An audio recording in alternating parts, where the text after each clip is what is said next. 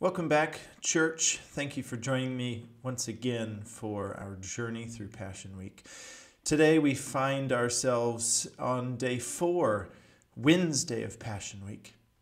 Wednesday is a quiet day for Jesus. Jesus will prepare with his disciples for the coming celebrations of Passover. Wednesday for Jesus is a day of quiet preparation. He doesn't come into Jerusalem. He doesn't yet celebrate Passover, but he's preparing.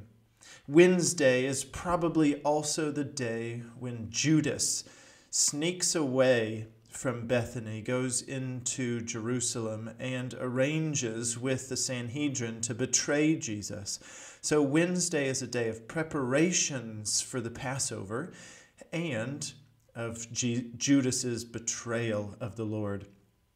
But today, instead of looking at the text of Jesus being betrayed by Judas, where he goes and arranges and agrees to betray him for 30 pieces of silver, instead we're going to look at why Judas makes the decision at this point to betray Jesus.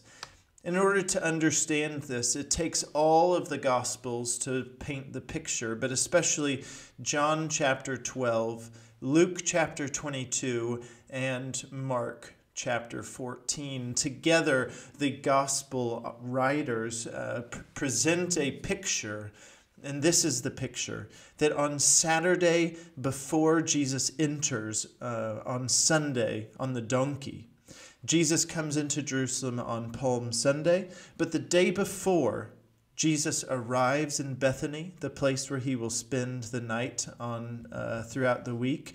And he arrives and they put on a feast for him, a celebration for Jesus. So this is the Saturday before the Passover. On the Saturday before the Passover, John tells us in John 12, 6 days before the Passover, Jesus therefore came to Bethany, where Lazarus was, whom Jesus had raised from the dead. So they gave a dinner for him there. Martha, this is his sister, served, and Lazarus was one of those reclining with him at table. Mary, this is also one of Lazarus' sisters. Mary, therefore, took a pound of expensive ointment made from pure nard and anointed the feet of Jesus and wiped his feet with her hair. The house was filled with the fragrance of the perfume. But Judas Iscariot, one of the disciples, he who was about to betray him, said, "Why was this ointment not sold for 300 denarii and given to the poor?" He said this not because he cared about the poor, but because he was a thief, and having charge of the money bag, he used to help himself to what was put into it. Jesus said, "Leave her alone, so that she may keep it for the day of my burial. For the poor you always have with me, but you do not always have me." We read in the other Gospels that at this point Satan entered into the heart of Judas and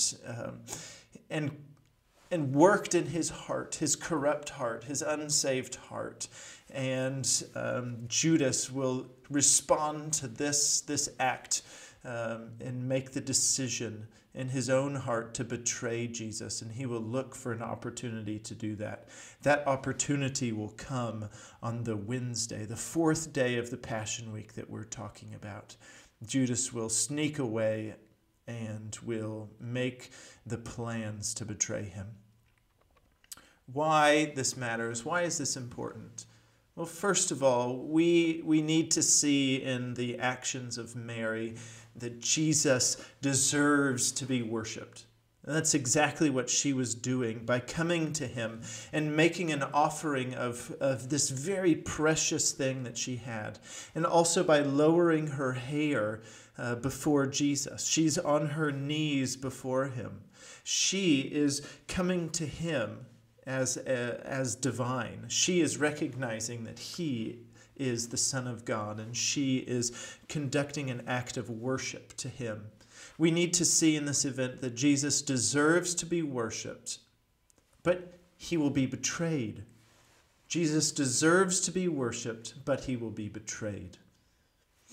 At the Passover, Jesus on this Wednesday is preparing for the Passover. At the Passover, Jesus will connect his own death with the Passover celebration. Jesus will connect his own death with the Passover celebration. Jesus will become the Passover lamb. Jesus will take as we'll see, Jesus will take the Passover celebrations and he will adapt it and show that the Passover, the Exodus from Egypt, foreshadowed his own death, his own substitutionary death, that he is the new and greater Passover lamb. He is the sacrifice to end all sacrifices. And so as he looks down at Mary and he commends her faith, he says, she's preparing my body for burial. Jesus will die. Jesus will really die. We need to understand this, and we need to allow that to affect us, that Jesus will really die.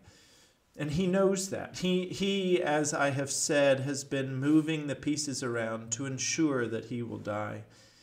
And we need to see in this event on Saturday that is then pushed forward with the betrayal of Judas on Wednesday.